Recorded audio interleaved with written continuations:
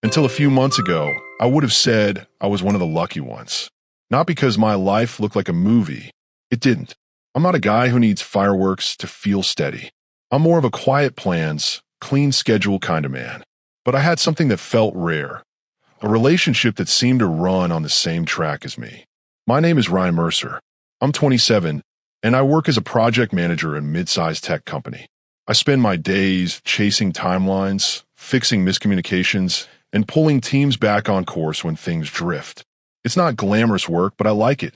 I like knowing what's expected, what takes priority, and what's worth a hard no.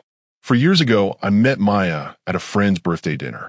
One of those loud, easy gatherings where people squeeze into a booth and pass plates like they all grew up together.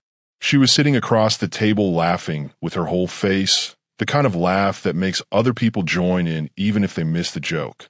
When we got introduced, she shook my hand like she meant it. Direct eyes, calm confidence, no fake sweetness, no trying to impress anyone in the room. I remember thinking, okay, she's real. We talked that night long after dessert was cleared. She wasn't the type to perform interest. She asked questions and waited for real answers. She teased me about being the most organized man she'd ever met, and I teased her about the way she had 7 windows open on her phone at once. She was funny without being loud about it, confident without needing to win every conversation, a little sharp around the edges, which I like because I'm not built for romance games. We started dating within a couple of weeks.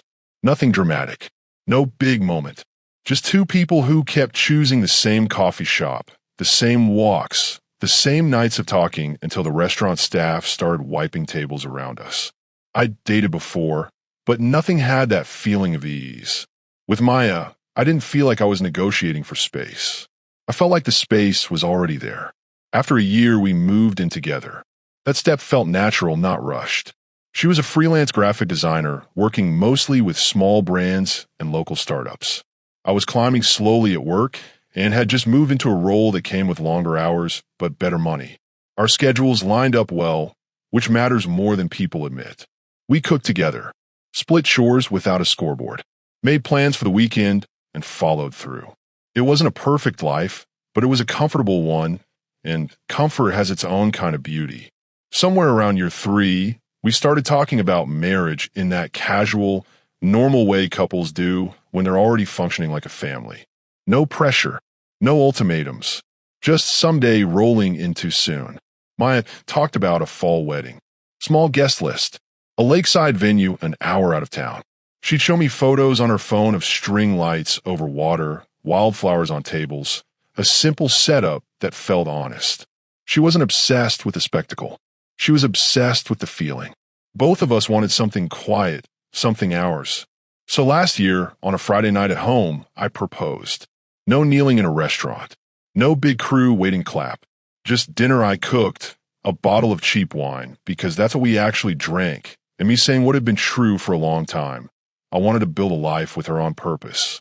She cried, not politely, the real kind. She hugged me so hard I almost laughed and said yes without hesitation. We stayed on the couch afterward talking about dates, music, who we'd invite, where we'd go for a short honeymoon if we could swing it. It felt like I just put a clean title on something we already lived. For the next couple of months, Maya went into full planning mode. Pinterest boards, venue threads, dress ideas. She asked me what flowers I liked. I didn't have a strong opinion. She laughed and said, "That's okay, I'll narrow it down. But I wanted to feel like us, not like a catalog." She looked happy, purposeful, invested. And then, without any big incident, that energy just thinned out. At first, I didn't clock it as a problem. Planning momentum comes in waves. People get busy. Deadlines pile up. You pause and return to it. That's normal. But Maya didn't return. I'd ask, "Hey, have you thought about bridesmaids?" She'd shrug. "Not yet. I'm still thinking." 2 weeks later, I'd ask, "What about the cake tasting we were talking about?" "There's still time," she'd say. "We don't have to decide now." Then it was the music, the photographer, the guest list. Every decision that had once been exciting turned into something she wanted to postpone. She'd scroll through her phone while I talked, nodding in that half-listening way that isn't disrespectful, exactly, but isn't presence either. I told myself she was stressed. Her work had been busy, new clients, tight turnarounds, long nights at her desk. Wedding planning can be overwhelming. I'd seen friends get swallowed by it, so I gave her space. I didn't want to be the guy who turned a wedding into a chore. But the pause didn't feel like stress. It felt like distance. There were small details that didn't fit anymore. She'd shut her laptop when I walked into the room like she'd been doing something private, then say she was just wrapping up invoices. She'd cancel plans with a quick grin and a vague reason. Too much on my plate. Rain check. She'd pick up her phone mid-conversation, smile at some text, then lower the screen when she noticed me notice. None of that is proof of anything on its own. People are allowed to have moods. People are allowed to be tired. People are allowed to text friends without handing over a transcript. Still, it was adding up into a shape I couldn't ignore. The biggest warning sign wasn't even a moment. It was the way she stopped talking about we the way she used to. Before, if a job went well, she'd say, "This helps us." If I got a bonus, she'd say, "We should put some away for the trip." If she found a couch she liked online, she'd say, "This would look great in our place." Now her language shifted. This project could be big for me. I might take a weekend away to reset. I'm trying to figure out what I want next. Nothing wrong with that. Except it was new, and it didn't come with the warmth it used to. Like she was leaning toward a life that didn't automatically include me. One night, I tried to nudge the conversation gently. "Are you feeling okay about the wedding?" I asked while we were cleaning up dinner. She didn't look up from the plate she was rinsing. "Yeah, what? You just seem less into it lately." She dried her hands and gave me a quick smile. "Ryan, I'm fine. I'm just busy. Don't overthink it." Maybe I should have pushed harder right there. Maybe that was the moment I should have asked a sharper question. But I didn't want to force a confession that didn't exist. I didn't want to turn normal stress into an interrogation. So I let go. I told myself she'd snap back once the work pressure eased. I told myself planning fatigue was common. I told myself not to invent storm clouds when the sky was only gray. What I didn't understand, yet, was that the cooling wasn't about flowers, venues, or playlists. It was about us. And I was about to find out the hard way. The first time I heard his name out loud, it wasn't in a fight or a confession. It was at a friend's apartment, in the middle of a stupid party game. We were at Nolan's place on a Friday night. 6 of us, takeout on paper plates, low music, the kind of hangout that's supposed to feel easy. Maya and I arrived a little late. She'd been working all day, so I expected her to be quiet, maybe tired. Instead, she walked in with a sharper kind of energy, polite, smiling but not relaxed. Like she'd flipped into a version of herself she hadn't been around me lately. I didn't say anything. People perk up around friends. People like rooms that ask less of them. After dinner, someone pulled up one of those TikTok question games. You answer whatever pops up without reacting or judging. It was harmless at first. People laughed, took turns, made jokes. I was starting to settle into the night. Then the phone landed in Maya's hand, and the question read, "If you could relive one relationship, which would it be?" The kind of question that usually get a funny answer. A high school crush, a short-term mess, something safe. Maya didn't hesitate. "Oh, probably Jordan," just like that. Jordan, her college ex, the guy she told me about in fragments years ago, how he cheated, how she was glad she'd learned the lesson early. The guy who was supposed to be finished history. The room went quiet in that awkward way where everyone suddenly remembers you're engaged. Someone tried a late laugh. Nolan reached for the phone to move the game forward. A couple people jumped in fast with their answers, trying to smooth the moment over. Maya sensed it too, because she gave a quick giggle and tried to patch it. "I mean, not because I want to go back," she said lightly. "It's just a big part of my past." Then the game kept going. People pretended it was nothing. I pretended I was fine, but the words stayed in my head. Not like a siren, like a pebble in a shoe, small, but impossible to ignore once you feel it. On the drive home, she hummed to the radio like the night was normal. She rested her hand on my thigh at a red light, scrolled her phone, looked calm. I waited until we were inside the house, doors shut, no audience. "Hey," I said, "about that question tonight." She turned with a soft smile. "What about it?" "You said Jordan." I kept my voice even. "Why him?" She shrugged, already annoyed I was asking. "Ryan, it was a dumb game. Don't take it so seriously." "I'm not trying to start anything," I said. "It just caught me off guard." It caught you off guard because you're overthinking, she replied. Jordan is my past. That's all. Do you miss him? I asked quietly. Her expression flashed, defensive. No, that's ridiculous. Then help me understand why his name came out so easily. She exhaled and folded her arms like I was wasting her time. You're making something out of nothing. It's history. Move on. There was no curiosity in her voice. No, I get why that stung. No real explanation. Just dismissal, clean and confident, like my reaction was the problem. I could have pressed harder. I could have demanded more detail. But I didn't want to be the guy turning a party game into a trial. I told myself maybe it meant nothing. Maybe it was just a careless answer. So I let the conversation drop. The problem was the rest of the week didn't let it drop. Maya drifted more. She was on her phone a lot, tilted screen, quick smiles, then locking it when I walked in. She canceled plans with quiet excuses that stacked up fast. Client deadline. Mom needs me. I already promised Jenna.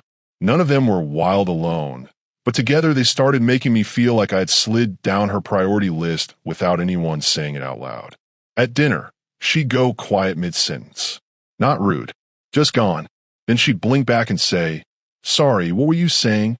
It felt like I was talking to someone whose body was in the room, but whose mind wasn't. And the worst part was how normal she could be when she wanted to. She'd laugh with me over a show, curl into my side, ask about my day like she still lived inside it. Then the next morning she'd drift again, like closeness was a costume she wore for a scene. I started replaying that moment at Nolan's. The ease of her answer, the lack of hesitation, the way she brushed off my questions afterward like it was childish to ask. By Friday, I was tired of pretending I didn't feel it. I left work early thinking maybe a quiet night at home would reset us. Food, a dumb show, one honest conversation. I walked in holding that plan. The house was too quiet. Maya was on the couch with her laptop open, not working, staring at the screen like she was waiting for it to tell her what to do. When she looked up, the first thing she said was, "You're early." Not hi, not how was your day. Just that. The way you say it when you needed more time to prepare. I set my keys down slowly, and I knew the name from that game wasn't staying in the past anymore. I didn't say anything right when she told me I was early. I just stood there in the doorway with my keys in my hand, letting the quiet settle around us. Maya's laptop was open on her knees. The screen wasn't even bright. She wasn't typing. She was just staring at it like it had stopped making sense 5 minutes ago. Her shoulders were stiff, and her mouth had that tight line people get when they've already had a hard conversation in their head and are waiting to perform it out loud. "You okay?" I asked. She blinked like she was coming back from somewhere far away. "Yeah, what? Just checking." She nodded once, too fast. "I'm fine." Then she closed the laptop and set it beside her. Not gently, not harshly, like she wanted her hands free. "Actually," she said, and my stomach dropped before I even knew why. "There's something I need to talk to you about." That feeling is hard to explain unless you've stood in a normal room and suddenly felt the floor change under you. Everything looked the same. Same couch, same throw pillow, same framed photo of us at the lake last summer. But the air got colder. Not physically, just emotionally thinner. I walked to the kitchen out of habit and started washing my hands even though they weren't dirty. Some part of me wanted to stay moving to keep from feeling pinned in place. It didn't help. "What's going on?" I asked, leaning on the counter. She took a breath, like she was about to jump in cold water. "I've been thinking about us," she said, eyes on the coffee table, not on me, and about Jordan. For a second, I honestly thought I misheard her. "Jordan?" I repeated. She nodded slowly. "Yeah." I let out a small laugh before I could stop it. Not because it was funny, because my brain needed a second to accept the shape of what she said. "What about him?" I asked. Her fingers twisted together in her lap. She still wouldn't look at me. "I think I need time to sort some things out," she said carefully. "I want to take a break and see if there's still something there." There are sentences that land on you like a punch. This wasn't that. It was worse. It landed like a hand pushing your face into water and then waiting to see if you'll come up swinging or begging. "You want a break," I said slowly, "to explore your ex." She looked up then, finally, like she'd been waiting for me to phrase it, so she could correct my tone. "It's not like that," she said quickly. I'm not trying to hurt you. I just want clarity. I need to know I'm making the right choice. The right choice, I repeated. She nodded again, more confident now that she'd started. If I take some time, she said, and it doesn't work with him, I'll come back. We'll be stronger because I'll know for sure. I stared at her. For 4 years, I'd watched this woman handle deadlines, clients, family mess, apartment problems, and everything else life throws at you. She wasn't naive. She wasn't careless. She was sharp, strategic, the kind of person who thinks 2 steps ahead, which meant she wasn't saying this lightly. She had thought about it, rehearsed it, decided it was reasonable. And in her head, the part that shocked me most wasn't Jordan. It was the assumption that I'd wait. I felt a slow heat move through my chest. Not panic, not sadness yet. Anger measured out in clean increments. I stood up and started pacing, partly to keep my voice level, partly because sitting felt like agreeing to something I didn't understand. So what does break mean to you? I asked. My voice came out calmer than I felt. She straightened a bit, like she prepared for that question. I think we need space, she said. I'll take time to see if my feelings for Jordan are real. And you can reflect on us too. I stopped pacing and looked at her. Do you hear yourself? I asked. You're saying you get to date your ex, and I get to sit here and reflect on us. What kind of logic is that? She flinched, then put on that steadier tone people use when they want you to feel like you're being unreasonable. Ryan, this isn't about you doing something wrong, she said. This is about me figuring out what I need. The way she said it, calm, clinical, already smoothed into a statement, told me she'd practiced. Maybe in her head, maybe with someone else. Either way, she wasn't improvising. You know this is insane, right? I muttered. You don't put your fiancé on hold while you go see, what if with the guy who treated you like trash? Her face tightened. I'm not asking for permission, she said. I'm telling you what I need. That line landed differently. I wasn't just hurt anymore. I realized she didn't see this as a negotiation between partners. She saw it as a decision she had the right to make, and my role was to accept it quietly. I paced again, slower. So you're just going to pack a bag and head over there? I asked. That's the plan. No, she said, fast, defensive. It's not like that. I don't even know what it looks like yet. I just need clarity before we move forward. I owe it to myself. What about what you owe me? I asked. She opened her mouth, then closed it. There was no clean answer available, so she reached for something vague. This is hard for me too, she said. Hard, I repeated. You're asking me to be your backup plan. I never said you weren't enough, she snapped, voice rising. But if we're going to spend our lives together, I have to be sure.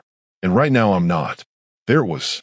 Not sure about him, sure, but also not sure about me. After 4 years, after living together, after planning a wedding, after taking a ring on a quiet Friday night and crying like the future was settled, she still wasn't sure. I stopped pacing. I stared at her properly for the first time in that conversation, like I was seeing the real outline of her priorities. She wasn't acting like a woman caught in confusion. She was acting like a woman who believed she had a right to test drive the past while parking her present on the curb. Something in me shifted, not loudly. It was more like a door closing in a room you didn't realize was drafty. You know what? I said. My tone went flat.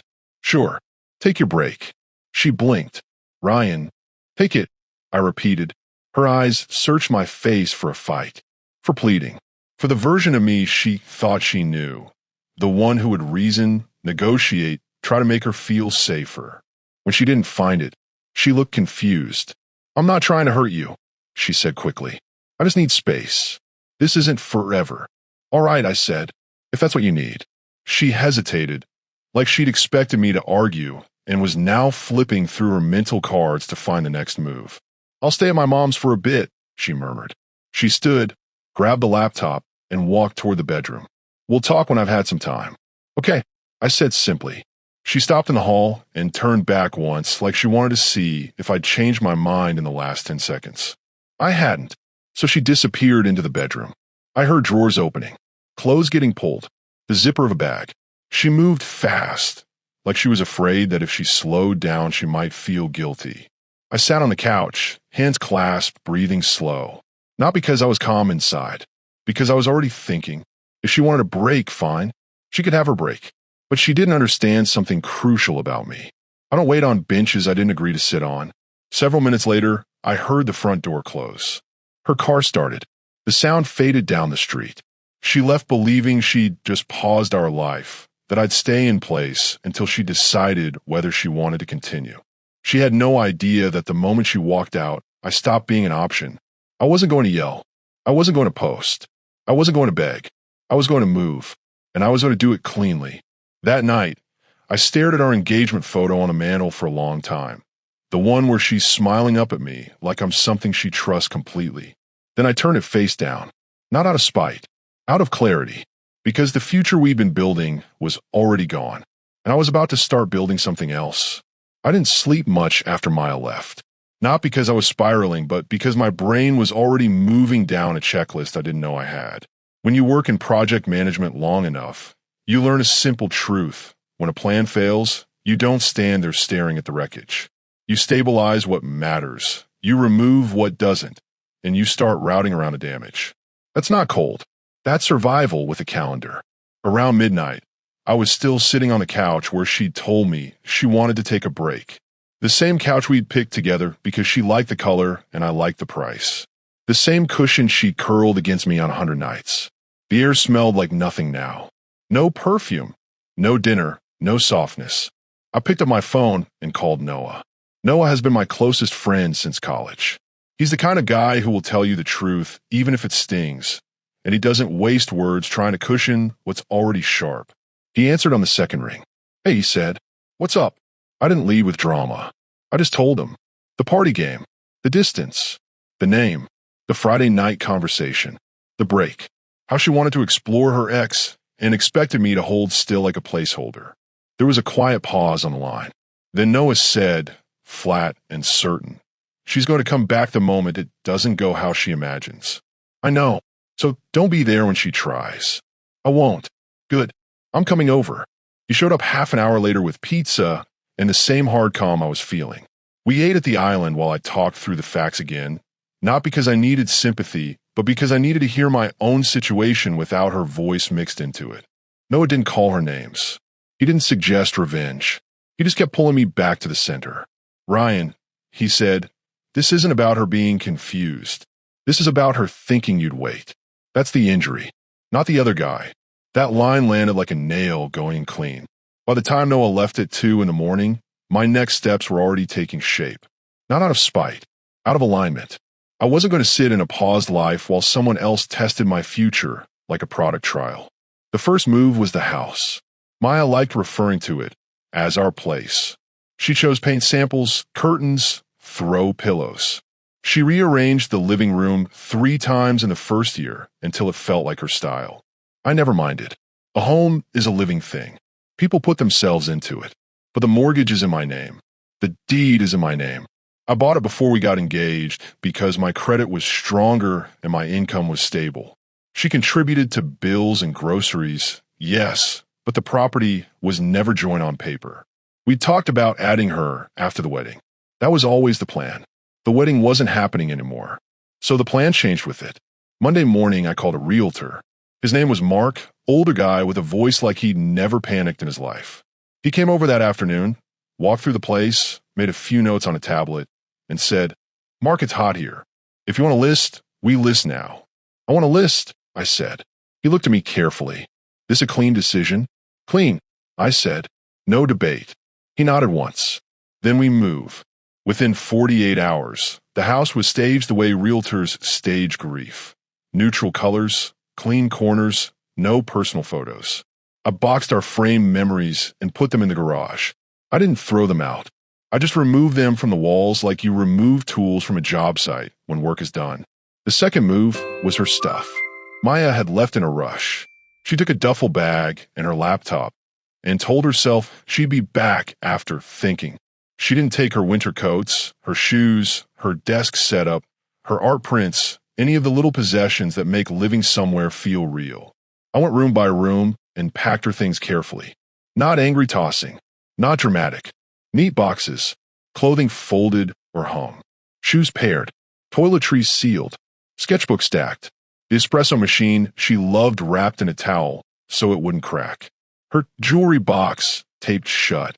I wasn't doing this to punish her. I was doing it to remove the fantasy that she could drift in and out of my life while I stayed on standby. Instead of texting her to come pick it up, because that would have pulled me into a conversation I wasn't having, I hired movers. I paid for it myself. Let her see the invoice later if she wanted. Tuesday morning, a moving truck rolled up. 3 men in matching shirts carried everything out with quiet efficiency. I gave them her mother's address. I handed them a short note I'd written the night before. No speeches, no anger, just, your things are here. I wish you well. Ryan. That was it. Noah called that afternoon. You really sent the truck? Yeah. What did you say? Nothing worth arguing about. He laughed once low. That's you. By Wednesday, word started moving through her social circle. It always does. People sense a shift before they hear the explanation, and suddenly your private break becomes a public rumor. I didn't chase the rumor. I didn't try to get ahead of it with a campaign. When friends asked, I said one sentence and left it there. Maya wanted a break to explore things with her ex before getting married. I decided I won't be anyone's backup plan. I didn't embellish. I didn't attack. I didn't plead for understanding. I just told the truth in a calm tone. Watch how people respond to that. It's almost automatic. The story changes on its own when you stop trying to control it. By Thursday night, I had 3 missed calls from Maya and a handful of texts that started light and got heavier by the hour. Hey, hope you're okay. Can we talk? Why aren't you answering me? What's going on? Mom said there are boxes here. Ryan, please, what are you doing? I didn't reply. My silence wasn't a tactic. It was a boundary. She didn't get to pause me and then complain when I continued without her.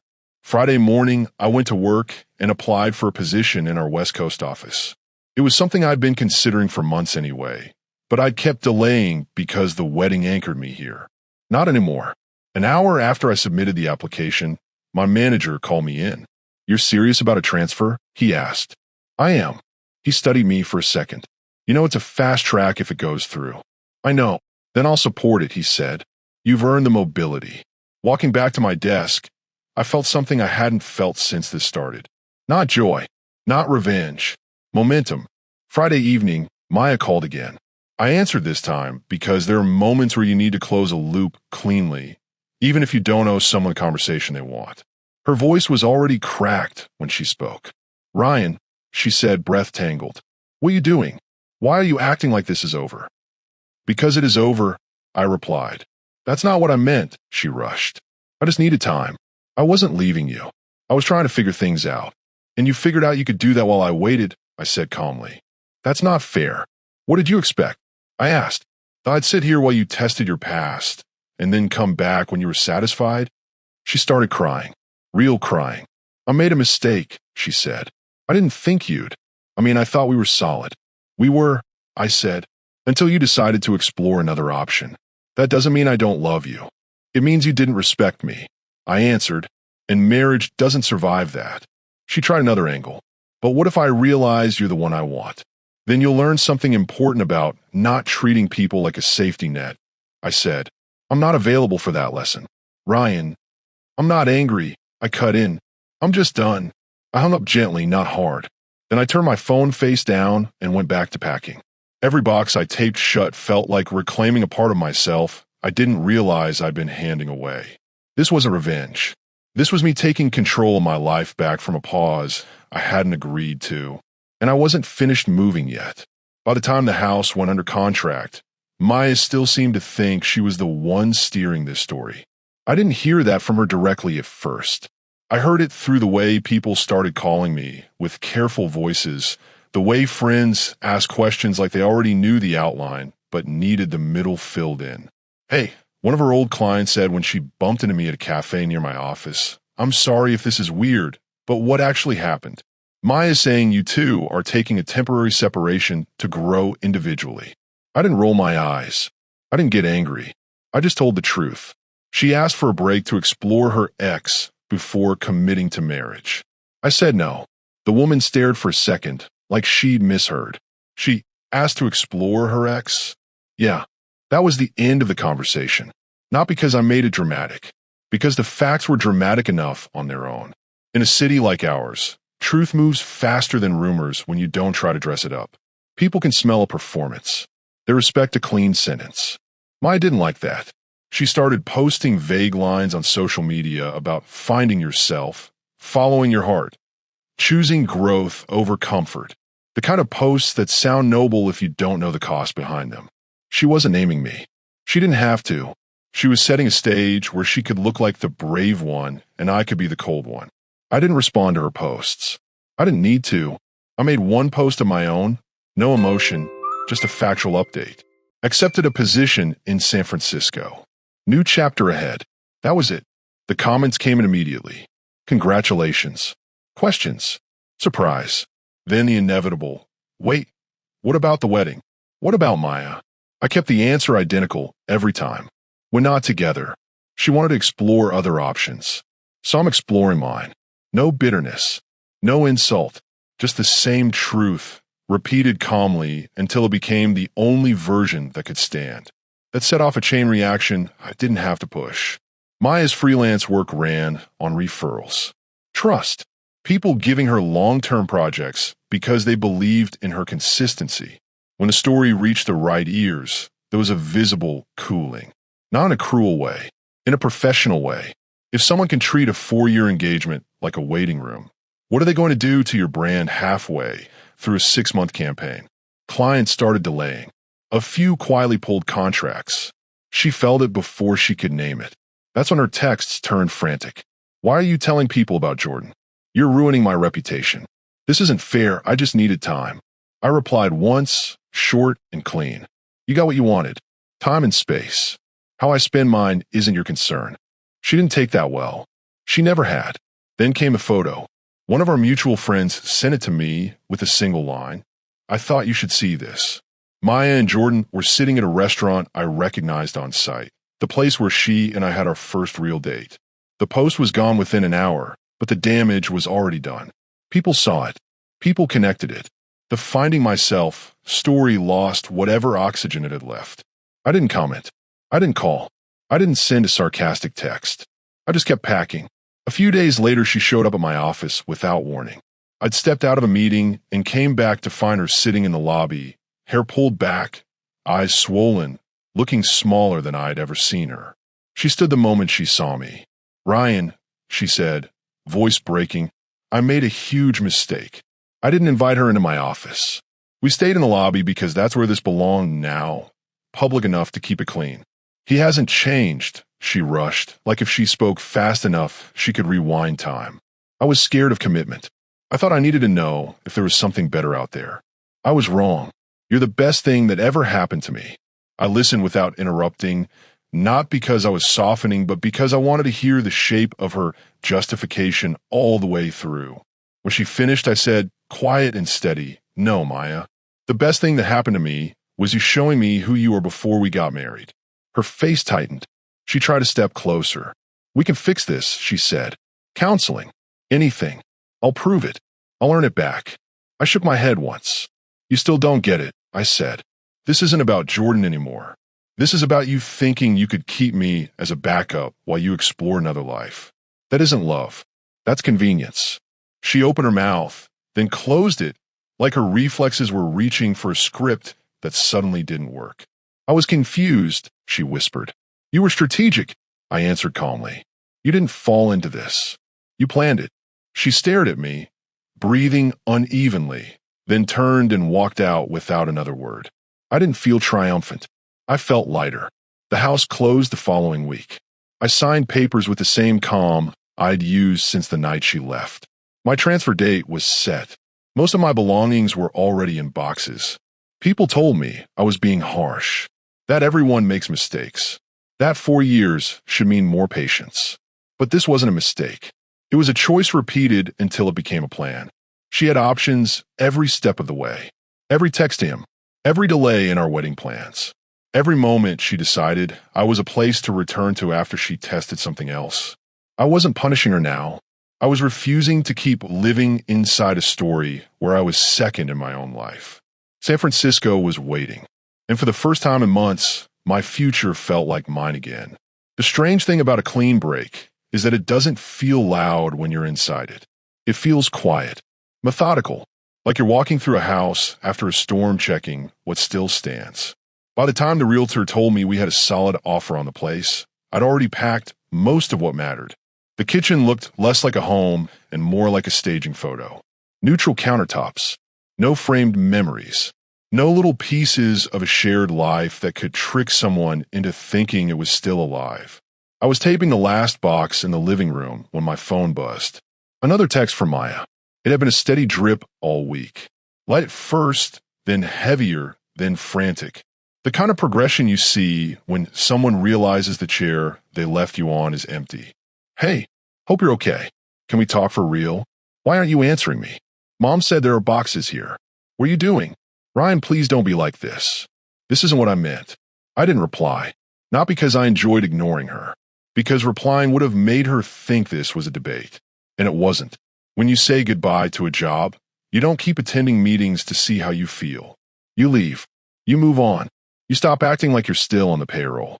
The story started traveling through our circles at about the same speed the house sale did. People don't need full details to feel a shift. They sense it. Then they ask questions to confirm whatever version they heard first. On Thursday, I ran into Sophie, a mutual acquaintance, at a coffee shop near my office. She does product marketing for a startup and used to refer design work to Maya. We'd never been close, but we were friendly. She hesitated when she saw me, then walked over anyway. Hey, Ryan, she said carefully. Can I ask you something without making it weird? Sure. She sat down across from me, still cautious. Maya told a few people you two are taking a temporary separation to grow individually, she said. But something feels off. What actually happened? Her eyes weren't curious in a gossip way. They were practical, like she needed the honest version before she tied her business name to hers again. I gave her the same sentence I'd given everyone. She asked for a break to explore her ex before committing to marriage. I said no. Sophie blinked hard. She asked to explore her ex? Yeah. She sat back slowly, processing. That's not what she's been implying, she said. I'm not implying anything, I replied. I'm stating it. Sophie didn't argue. She didn't defend Maya. She just nodded once, like a person who had asked a question and gotten an answer too clear to bend. Okay, she said quietly. Thank you for telling me straight. She left a few minutes later, and I watched her walk out feeling that steady, strange relief that comes when you realize you don't have to fight for the truth. You just have to stop lying about it. That afternoon, I noticed the ripple. Not directly, not in a dramatic phone call. It moved in small ways. A potential client of Maya's asked her to reschedule a kickoff. Another delayed a contract. A third quietly hired someone else. Not because I was campaigning against her. Because the story makes its own consequences when people hear a whole. Maya felt the shift like anyone would. She might not have known the exact source yet, but she knew the air was changing. Her texts turned sharp. Why are you telling people about Jordan? You're ruining my reputation. This isn't fair. I just needed time. I responded once. Short. Calm. The same way you respond to a vendor who doesn't understand terms anymore. You got what you asked for. Time and space. How I spend mine isn't your concern. That message didn't enter panic. It fed it. Friday evening, I posted a simple update on my social media. No subtext. No sad quotes. No hinting. Accepted a position in San Francisco. New chapter ahead. Within an hour, comments and messages poured in. People congratulated me. Asked when I was moving. Wanted to know why I hadn't mentioned a transfer before. And, of course, the questions about the wedding came. The same ones in different words. I answered every single time in a plain sentence. We're no longer together. She wanted to explore other options. So, I'm exploring mine too. If you repeat the truth enough, it becomes boring. And when the truth becomes boring, the drama dies. Maya didn't have a good counter to boring truth. She tried anyway. She started posting vague lines about growth, following your heart, choosing yourself, the kind of language that makes people feel inspired if they don't know who got stepped on in the process. She didn't name me. She didn't have to. The implication was obvious. She was on a noble self-discovery journey, and I was the man who couldn't handle it. But noble journeys don't usually include dinner dates with your ex in the middle of an engagement break. That detail didn't stay hidden for long. Late Sunday night, A friend sent me a screenshot with a single line. I thought you should see this. It was Maya and Jordan sitting at a restaurant, smiling over wine. The restaurant cut straight through me. Not because there was romance there, but because it was ours. The place we'd had our first real date. The booth by the window where she'd told me she felt safe with me. The spot we'd revisited on anniversaries without needing to say why. The post was deleted within an hour, but the damage was done. People had already seen it. You can't unring a bell once it's in the feed. I didn't comment. I didn't react. I didn't send her a text asking how long she'd been planning to replay our history with someone else. I just went back to packing. On Wednesday morning, Maya showed up at my office. No warning. No appointment. She was waiting in the lobby when I walked out of a meeting. She stood as soon as she saw me, and the woman in front of me didn't look like the confident person who'd walked out of our house expecting me to wait patiently. Her hair was pulled back tight, face tired, eyes red-rimmed like she'd been crying in a car for an hour. "Ryan," she said, voice breaking on my name. "Please, can we talk?" I didn't invite her into my office. We stayed right there by the lobby chairs, public enough to keep the conversation from turning into a performance. "I'm listening," I said. She swallowed hard. "I made a huge mistake," she rushed. "I thought I needed clarity, and I didn't. Jordan hasn't changed. He's still him. I was scared. I thought there might be something better out there. But there isn't. You're the best thing that ever happened to me." I let her speak all the way through, not because I was softening, because I wanted to hear whether she understood what she'd actually done. When she finished, I said quietly, "No, Maya. The best thing that happened to me was you showing me who you are before we got married." Her face tightened. She tried to step closer. "We can fix this," she said. "Counseling. Anything. I'll earn back your trust. I'll prove it." I shook my head once. "You still don't get it," I said. "This isn't about Jordan anymore. This is about you thinking you could keep me on a shelf while you explored another life. That isn't love. That's convenience." She looked stunned, like she'd expected anger she could negotiate with, not clarity she couldn't bend. "I was confused," she whispered. "You were choosing," I answered. Repeatedly. Her eyes filled again. She opened her mouth to argue, then couldn't find a sentence that didn't collapse under its own weight. She turned and walked out of the lobby without another word. I watched her go and didn't feel triumph. I felt something cleaner than that, release. The house closing was scheduled for the next week. My transfer date was locked in. Most of my life was already boxed up. People said I was being harsh, that 4 years deserve patience, that everyone makes mistakes. But this wasn't a mistake. It was a plan she'd been willing to live inside until the plan stopped working. And I wasn't willing to live inside it with her. San Francisco was a month away. And for the first time since that night on the couch, I wasn't bracing for anything. I was moving forward on purpose. San Francisco didn't feel like running. It felt like finally stepping into a life that didn't need anyone's approval. The house closed the week after Maya showed up at my office. The sale was clean, higher than asking, and strangely boring in the best way. I signed papers in a bright office that smelled like coffee and printer ink, handed over the keys, and walked out without needing a last look. I'd already walked those rooms while packing. I'd already said goodbye to the version of us that lived there. Noah texted me when I told him it was done. "Proud of you. Don't look back." I didn't. The move west was fast. New apartment, new team, new city. It wasn't a palace, small place, plain floors, boxes stacked in corners. But every empty space felt like possibility instead of loss. I liked that more than I expected. Work helped in the right way. Not as a distraction, as momentum. The new office pushed hard and moved fast, the kind of environment where people care more about what they build than what they perform. I could breathe there. I could focus. No one was asking me to pause my life so they could test theirs. Outside work, I rebuilt quietly. I joined a climbing gym because I needed something physical again. I went twice a week at first, hands burning, shoulders sore, but I liked the honesty of it. The wall doesn't negotiate. You either hold or you fall and start over.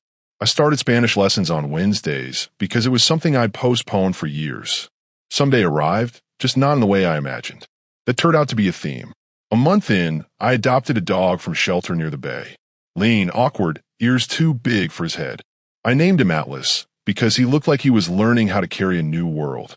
I was too. He forced me into routines that felt good. Morning walks, evening walks, exploring streets I didn't know yet. People talk to you easier when there's a dog beside you. It helped the city feel less like a giant place and more like a neighborhood you could grow into. Back home, the fallout kept moving without me.